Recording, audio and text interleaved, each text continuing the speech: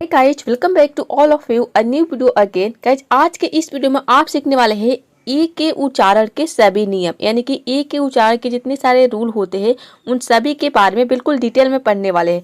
जैसे कि ए को कब हम ए प्रोनाउंस करते हैं, ए को कब ए प्रोनाउंस करते हैं, ए को कब हम ए प्रोनाउंस करते हैं, कब इसे अ प्रोनाउंस करते हैं, कब आ प्रोनाउंस करते हैं और कब अ प्रोनाउंस करते हैं। इसके अलावा ए आई अगर एक साथ हो तो इसको ए प्रोनाउंस कब करते हैं, ए आई अगर एक साथ हो तो इसको ए कब प्रोनाउंस करते हैं, इसको कब अ प्रोनाउंस करते हैं, ए यू को कब हम अ प्रोनाउंस करते हैं, ए डब्ल्यू को कब अ प्रोनाउंस करते हैं और ए एस टी अगर एक साथ हो तो इसे हम आस्ट प्रोनाउंस करते हैं।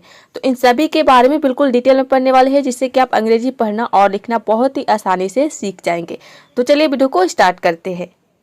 तो गाइस, सबसे पहले देखते हैं रूल नंबर 1। यदि किसी वर्ड में ए के बाद कॉन्सोनेंट प्लस ई हो तो वहाँ पे ए को हम ए प्रोनाउंस करते हैं। फॉर एग्जाम्पल ब्लेम, ब्लेम में देखिए बी का हो जाएगा आधा ब, एल का हो जाएगा पूरा ल, क्योंकि जब भी दो कॉन्सोनेंट अगर एक साथ आता है तो वहाँ पे हम पहले कॉन्सोनेंट को आधा प्रोनाउंस करते हैं और दूसरे को पूरा प्रोनाउंस करते हैं। तो यहाँ पे आप देख रहे हैं कि बी और एर दोनों कॉन्सोनेंट है। यदि आपको नहीं पता कि कॉन्सोनेंट क्या होते हैं, वॉवेल क्या होते हैं, तो ऊपर आई बटन पे क्लिक करके आप उस वीडियो को देख सकते हैं। अब देखिए यहाँ पे ए का हो जाएगा ए, क्यों? क्योंकि ए के बाद कॉन्सोनेंट एम आया है, उसके बाद ई आया है, इसलिए हम यहाँ पे ए को ए प्रोनाउंस कर रहे हैं। और यहाँ पे देखिए एम का हो जाएगा म। किसी भी वर्ड के अंत में अगर ई आता है तो ई साइलेंट रहता है, यहाँ पे ई साइलेंट है यानी कि ई को हम प्रोनाउंस नहीं करते हैं। तो ये हो जाएगा ब्लेम, ब्लेम का मतलब होता है निंदा करना। नेक्स्ट है नेम, नेम मतलब होता है नाम। इसमें भी देखिए ए के बाद कॉन्सोनेंट आया है, उसके बाद ई आया है रूल के अकॉर्डिंग। मेक मतलब होता है बनाना, बेक मतलब होता है सेकना, लेट मतलब होता है देर से। तो इसके अलावा किसी भी वर्ड में अगर कॉन्सोनेंट आता है और उसके बाद ए के बाद अगर कॉन्सोनेंट आता है, उसके बाद अगर ई आता है, तो वहाँ पे आपको समझ जाना है कि ए को वहाँ पे ए प्रोनाउंस करना है। चलिए अब देखते हैं नेक्स्ट रूल। तो गाइस, रूल नंबर 2 है, यदि किसी वर्ड में दो कॉन्सोनेंट के बीच में अगर ए आता है तो वहाँ पे ए को हम ए प्रोनाउंस करते हैं। फॉर एग्जाम्पल कैन, कैन में आप देख रहे हैं कि दो कॉन्सोनेंट के बीच में ए आया है। यहाँ पे सी का हो जाएगा क, ए का हो जाएगा आई, एन का हो जाएगा न, तभी इसका प्रोनाउंसिएशन होता है कैन। कैन का मतलब होता है सकना। कैंडल, कैंडल मतलब होता है मोमबत्ती। बैक मतलब होता है पीछे। तो आप देख रहे हैं यहाँ पे भी कैन आया है सी ए एन, यानी कि दो कॉन्सोनेंट के बीच में ए आया है, तभी हम इसको आई प्रोनाउंस कर रहे हैं। बैक, बैक में भी दो कॉन्सोनेंट के बीच में ए आया है। बैच, बैच मतलब होता है दल या फिर समूह। डैब, डैब मतलब होता है थपकी। डैब में भी आप देख रहे हैं डैब में कि दो कॉन्सोनेंट के बीच में ए आया है। रूल नंबर 3 है, यदि किसी वर्ड में ए के बाद आर हो तो वहाँ पे ए को आपको आ प्रोनाउंस करना है। फॉर एग्जाम्पल फार्म, अब यहाँ पे देख रहे हैं कि ए के बाद आर आ रहा है। यहाँ पे देखिए ए का हो जाएगा फॉर, यहाँ पे ब नहीं होगा, यहाँ पे होगा फॉर। और ए का हो जाएगा आ, क्योंकि ए के बाद रूल के अकॉर्डिंग आर आ रहा है। इसमें एम का हो जाएगा म, इसमें जो आर है वो साइलेंट है, यानी कि आर को प्रोनाउंस नहीं करते हैं, या फिर आप चाहे तो आर को आधा प्रोनाउंस कर सकते हैं। दोनों तरह से इसका प्रोनाउंसिएशन सही होगा। आप फार्म भी बोल सकते हैं और फार्म भी बोल सकते हैं। फार्म जब इसको प्रोनाउंस करेंगे तो आर का साउंड अपने आप आएगा। इसका मतलब होता है कृषि क्षेत्र। फार्मर, फार्मर मतलब होता है किसान। इसमें भी देखिए ए के बाद आर आ रहा है। फार, फार मतलब होता है दूर। डार्क, डार्क मतलब होता है अंधेरा। अब इसमें देखिए जो ए के बाद आर आ रहा है, इसको जब आप प्रोनाउंस कर रहे हैं तो यहाँ पे आप चाहे तो आर को साइलेंट भी रख सकते हैं या फिर आर को आधा प्रोनाउंस कर सकते हैं। मार्क, मार्क मतलब होता है निशान। रूल नंबर 4, यदि किसी वर्ड में ए के बाद आर ई हो तो ए को हम ए प्रोनाउंस करेंगे। फॉर एग्जाम्पल फेयर, फेयर में आप देख रहे हैं कि ए के बाद आर ई है। यहाँ पे देखिए एफ का हो जाएगा फ और ए का हो जाएगा ए, क्यों? क्योंकि ए के बाद रूल के अकॉर्डिंग आर ई आ रहा है, इसलिए हम यहाँ पे ए को ए प्रोनाउंस करेंगे। और यहाँ पे आर का र हो जाएगा और यहाँ पे जो ई है वो साइलेंट है, क्यों? क्योंकि ये वर्ड के लास्ट में आया है। ठीक है, तो ये हो जाएगा फेयर। फेयर मतलब होता है किराया। नेक्स्ट है केयर। अब इसमें देखिए जो फेयर है, इसमें जो र आ रहा है, लास्ट में र का साउंड आ रहा है, इसको आपको आधा र के सामने प्रोनाउंस करना है, यानी कि हल्का प्रोनाउंस करना है, फेयर फेयर। यहाँ पे कई बार आर साइलेंट भी रख सकते हैं, यानी कि साइलेंट भी रखेंगे तभी इसका प्रोनाउंसिएशन भी सही होगा। कियर, आप ये भी बोल सकते हैं कियर कियर। और आर का हुआ, आर को हम यहाँ पे आधा प्रोनाउंस करेंगे। केयर मतलब होता है परवाह करना। डियर, डियर मतलब होता है हिम्मत या फिर साहस। प्रिपेयर, प्रिपेयर मतलब होता है तैयार करना। इन सभी में हम आर को, र का जो साउंड आ रहा है उसको आधा प्रोनाउंस करेंगे। बेयरली, बेयरली मतलब होता है मुश्किल से। तो आप देख रहे हैं बेयरली में भी ए के बाद आर ई आ रहा है, इसलिए हमें यहाँ पे बी ए आर मतलब बेयर हो गया और एल वाई हो गया ली, बेयरली। चलिए तो अब देखते हैं नेक्स्ट रूल। गाइज अब देखते हैं रूल नंबर 5। यदि किसी वर्ड में ए के बाद डबल एल हो तो वहां पे ए को आपको ओ प्रोनाउंस करना है, ठीक है।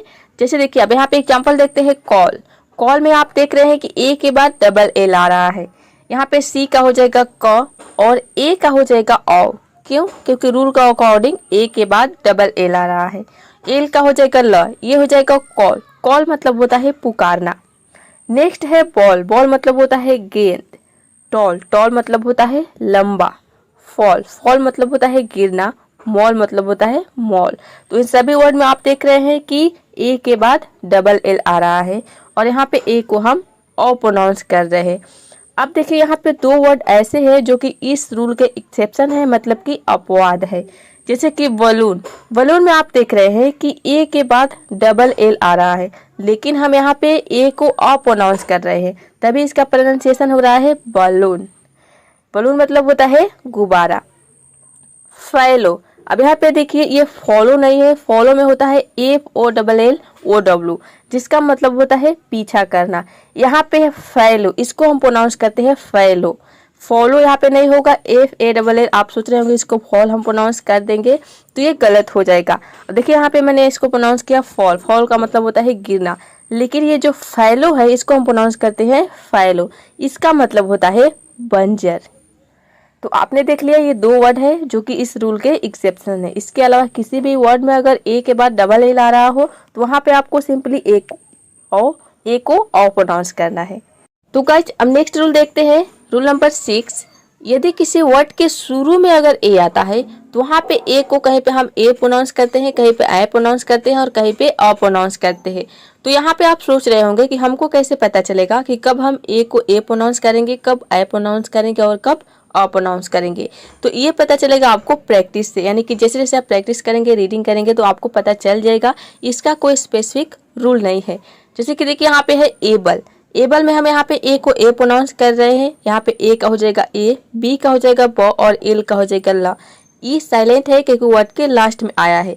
एबल का मतलब होता है योग्य। अब देखिए ये सभी जो एग्जाम्पल नीचे है ये सभी ए से जुड़ी एग्जाम्पल है। इस आगे हम देखेंगे आई का एग्जाम्पल।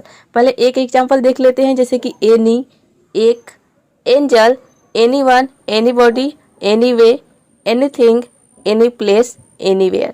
तो इन सभी वर्ड में आप देख रहे हैं कि ए को हम ए प्रोनाउंस कर रहे हैं और ज्यादातर इसमें क्या आ रहा है, एनी आ रहा है, any, A N Y, any. तो यहाँ पे आपको समझना है कि अगर किसी वर्ड के शुरू में अगर ए के बाद एन आ रहा है तो वहाँ पे ज्यादातर आपको ए को ए प्रोनाउंस करना है। जैसे कि देखिए इसमें सभी में ज्यादातर आप देख रहे हैं कि ए के बाद एन आ रहा है, यानी कि ए एन एक साथ आ रहा है। तो आपको समझ जाना है कि वहाँ पे ए को हमको ए प्रोनाउंस करना है। चलिए आप देखते हैं नेक्स्ट एग्जाम्पल। देखते हैं कि ए को कब आई प्रोनाउंस करते हैं, यानी कि आई के एग्जाम्पल। यदि किसी वर्ड के शुरू में ए आता है तो कहीं कहीं पे हम ए को आई भी प्रोनाउंस करते हैं। जैसे कि देखिए एक्टिव, एक्टिव में हम ए को आई प्रोनाउंस करते हैं। ए का हो जाएगा आई और यहाँ पे सी का हो जाएगा आधा क, टी का हो जाएगा टी, आई का हो जाएगा टी और वी का हो जाएगा वो और ई यहाँ पे साइलेंट है। क्यों? क्योंकि ये वर्ड के लास्ट में आया है। इसको हम प्रोनाउंस करते हैं एक्टिव। एक्टिव का मतलब होता है सक्रिय। उसी तरह से है देखिए एक्शन। एक्शन में भी आप देख रहे हैं कि शुरू में ए आ रहा है और यहाँ पे ए को हम आई प्रोनाउंस करते हैं। एक्शन मतलब होता है कार्य, एक्ट मतलब होता है कार्य या फिर व्यवहार। एक्चुअल, एक्चुअल मतलब होता है निश्चित, एक्चुअली मतलब होता है निश्चित रूप से। तो बहुत सारे वर्ड्स होते हैं जिसके शुरू में अगर ए आता है तो वहाँ पे हम ए को आई प्रोनाउंस करते हैं। जैसे जैसे आप रीडिंग करेंगे, जैसे जैसे आप प्रैक्टिस करेंगे तो आपको अपने आप समझ में आ जाएगा कि कहाँ पे ए प्रोनाउंस करने हैं और कहाँ पे आई प्रोनाउंस करता है। तो चलिए आप देखते हैं हम और के एग्जाम्पल में है अब्यूज। अब्यूज में आप तब देख रहे हैं कि ए को हम यहाँ पे अ प्रोनाउंस करते हैं अ, जैसे कि ये वर्ड के शुरू में आया है अब्यूज। यहाँ पे देखिए ए का हो जाएगा अ और BUSE का हो जाएगा ब्यूज, पूरा हो जाएगा अब्यूज। अब्यूज मतलब होता है गाली देना, ये एक वर्ब है। अग्री मतलब होता है सहमत होना। अग्री में भी हम ए को अ प्रोनाउंस करते हैं अग्री। अफ्रेड मतलब होता है भयभीत। अफेयर मतलब होता है मामला।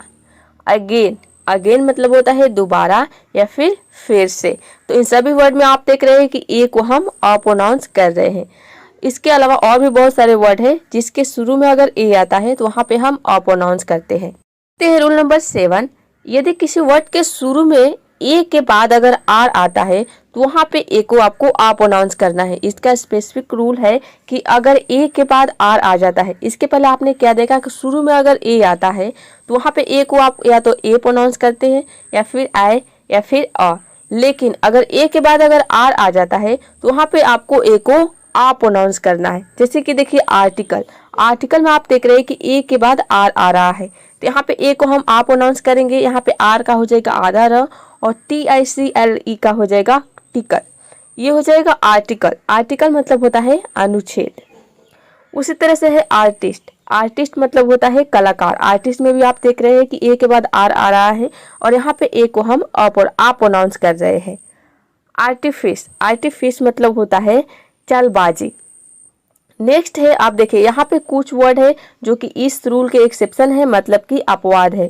जैसे कि अराउंड में आप देख रहे हैं कि ए के बाद आर आ रहा है लेकिन हम यहाँ पे ए को अ प्रोनाउंस कर रहे हैं, इसको हम प्रोनाउंस करते हैं अराउंड मतलब होता है चारों ओर। उसी तरह से यहाँ पे देखिए एरो में भी आप देख रहे हैं कि ए के बाद आर आ रहा है लेकिन यहाँ पे ए को हम आ प्रोनाउंस नहीं कर रहे हैं, यहाँ पे आई प्रोनाउंस कर रहे हैं, इसको हम प्रोनाउंस करते हैं एरो का मतलब है तीर का निशान। जब इस तरह से आप तीर के निशान बनाते हैं इसको हम इंग्लिश में बोलते हैं एरो। तो ये दो वर्ड इस रूल के एक्सेप्शन है, मतलब कि अपवाद है। नंबर 8 है, यदि किसी वर्ड में दो कॉन्सोनेंट के बीच में अगर AI आता है तो आपको AI को ए प्रोनाउंस करना है। किसी भी वर्ड में AI अगर एक साथ आता है और ये दो कॉन्सोनेंट के बीच में आता है तो आपको इसको ए प्रोनाउंस करना है, यानी कि ए और आई इन दोनों को मिलाकर केवल ए प्रोनाउंस करना है। जैसे कि ब्रेन में आप देख रहे हैं कि यहाँ पे बी का हो जाएगा ब और आर का हो जाएगा र। यहाँ पे AI को हम ए प्रोनाउंस करेंगे, एन का हो जाएगा न, ये हो जाएगा ब्रेन मतलब होता है दिमाग। नेक्स्ट है मेन मतलब होता है मुख्य। गेन मतलब होता है पाना।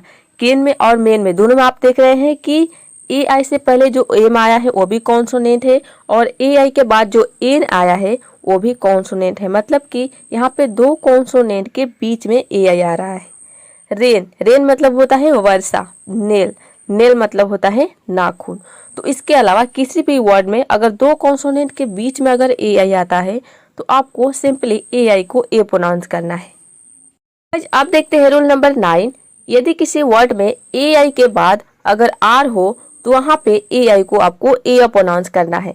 इसके पहले आपने क्या देखा कि दो कॉन्सोनेंट के बीच में अगर AI आता है तो वहाँ पे AI को आपको ए प्रोनाउंस करना है, लेकिन अगर इसके बाद अगर आर आ जाता है तो आपको इसको AI को ए प्रोनाउंस करना है। फॉर एग्जाम्पल फेयर में आप देख रहे हैं कि AI के बाद आर आ रहा है, यहाँ पे एक का हो जाएगा फ और AI का हो जाएगा ए, आर का हो जाएगा आधा र। किसी भी वर्ड के अंत में अगर आर आता है तो वहाँ पे आप चाहे तो आर को साइलेंट रख सकते हैं या फिर आर को आपको आधा र के साउंड में प्रोनाउंस करना होता है। फेयर मतलब होता है गोरा। पेयर मतलब होता है जोड़ा। इन सभी में आपको आर को आधा र के साउंड में प्रोनाउंस करना है। हेयर मतलब होता है बाल। रिपेयर मतलब होता है मरम्मत करना। अफेयर यहाँ पे है अनफेयर मतलब होता है अनुचित। अनफेयर यहाँ पे आपने क्या देखा, फेयर मतलब होता है गोरा लेकिन अनफेयर मतलब होता है अनुचित। तो आप देख रहे हैं कि इन सभी वर्ड में AI के बाद आर आ रहा है और यहाँ पे AI को हम ए प्रोनाउंस कर रहे हैं। यहाँ पे आर को आपको आधा र के साउंड में प्रोनाउंस करना है, हल्का प्रोनाउंस करना है।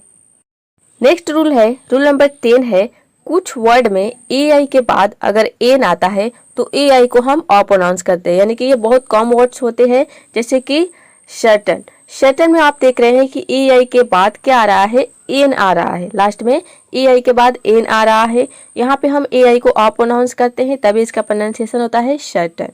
अब देखिए यहाँ पे सी का हो जाएगा स, ई का हो जाएगा अ, आर का हो जाएगा आधा र और टी का हो जाएगा ट। AI का हो जाएगा अ, एन का हो जाएगा न, तो इसका प्रोनाउंसिएशन बनेगा सर्टन। अब यहाँ पे देखिए आर को हम आधा र के सामने प्रोनाउंस कर रहे हैं, यहाँ पे आप चाहे तो आर को साइलेंट भी रख सकते हैं, दोनों तरह से इसका प्रोनाउंसिएशन सही होगा। सर्टन भी बोल सकते हैं, सर्टन सर्टन। इसका मतलब होता है कुछ।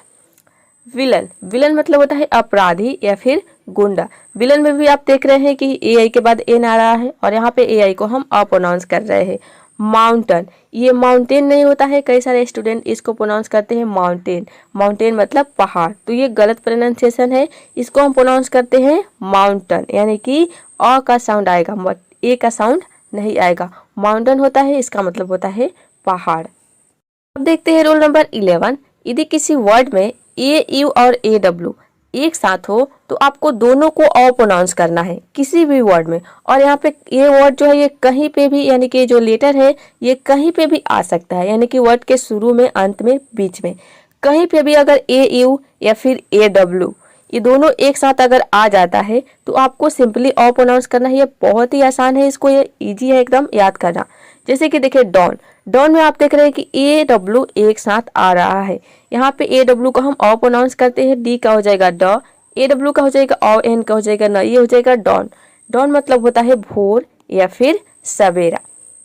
लॉ, लॉ मतलब होता है कानून। लॉ में भी आप देख रहे हैं कि AW एक साथ आ रहा है। ऑथर, ऑथर में आप देख रहे हैं कि वर्ड के शुरू में AU आ रहा है, वर्ड के शुरू में, अंत में, लास्ट में कहीं पे भी आ सकता है AU या फिर AW। यहाँ पे भी देखिए AU को हम ऑ प्रोनाउंस कर रहे हैं। ऑथर मतलब होता है लेखक। सॉस, सॉस मतलब होता है चटनी। यहाँ पे देखिए AU वर्ड के बीच में आ रहा है, बिकॉज में आप देख रहे हैं कि AU वर्ड के बीच में आ रहा है, यहाँ पे भी हम AU को ऑ प्रोनाउंस करते हैं, बिकॉज का मतलब होता है क्योंकि। तो इन सभी वर्ड के अलावा किसी भी वर्ड में अगर AU या फिर AW कोई भी वर्ड के बीच में, शुरू में या फिर अंत में कहीं पे भी अगर आ जाए तो आपको ऑ प्रोनाउंस करना है। देखते हैं रूल नंबर 12, ये सबसे लास्ट रूल है। यदि किसी वर्ड में AST या फिर ASK एक साथ हो तो AST को आपको आस्ट प्रोनाउंस करना है और ASK को आस्क। ASK को आप यहाँ पे आस्क, आस्क का मतलब होता है पूछना, इससे आप याद रख सकते हैं आस्क। और AST अगर एक साथ आ जाए तो आपको आस्ट प्रोनाउंस करना है। जैसे कि देखिए कास्ट, कास्ट में आप देख रहे हैं यहाँ पे C का हो जाएगा क और AST का हो जाएगा आस्ट। यहाँ पे देखिए ए को अ प्रोनाउंस कर रहे हैं, एस को आधा स और टी को ट, आस्ट। ये पूरा हो जाएगा कास्ट। कास्ट मतलब होता है सांचा या फिर ढालना। उसी तरह से है यहाँ पे देखिए कास्ट, कास्ट में भी आप देख रहे हैं AST एक साथ आ रहा है, ये कहीं पे भी आ सकता है। कास्ट मतलब होता है जाति, कहीं पे भी मतलब कि वर्ड के शुरू में, अंत में या फिर बीच में। लास्ट, लास्ट में भी आप देख रहे हैं AST एक साथ आ रहा है, लास्ट मतलब होता है अंतिम। टास्क, अब देखिए यहाँ पे ASK आ रहा है टास्क, टी को तो आपको पता है ट प्रोनाउंस करते हैं और ASK आस्क मतलब होता है पूछना, तो ट टी का हो जाएगा ट और ASK का हो जाएगा आस्क, ये हो जाएगा टास्क। टास्क मतलब होता है काम। नेक्स्ट है बास्क, बास्क मतलब होता है धूप सेकना। इसमें भी देखिए ASK एक साथ आ रहा है। तो आई होप ये वीडियो आपको पसंद आई होगी और ये के जितने सारे उच्चारण के नियम हैं उन सभी के बारे में आपने बहुत ही अच्छे से समझ लिए होंगे, जिससे कि आपको अंग्रेजी पढ़ने और लिखने में कभी भी कोई भी प्रॉब्लम नहीं होगी। तो ये वीडियो कैसी लगी कमेंट बॉक्स में जरूर बताइएगा और वीडियो को लाइक शेयर, चैनल को सब्सक्राइब करना बिल्कुल मत भूलिएगा, ताकि आगे वीडियो में आपको बी पे, यानी कि बी के उच्चारण के नियम, यानी कि ए से लेकर जेड तक जितने सारे लेटर होते हैं उन सभी के उच्चारण के नियम के बारे में आपको क्लास बाय, यानी कि क्लास बाय क्लास आपको सिखाया जाएगा। कि इसके बाद वीडियो आएगा बी के उच्चारण के नियम, उसके बाद सी के उच्चारण के नियम आएगा। तो जब आप चैनल को सब्सक्राइब कर लेंगे तो आपको मेरी वीडियो को नोटिफिकेशन सबसे पहले मिल जाएंगे। चलिए मिलते हैं नेक्स्ट वीडियो में।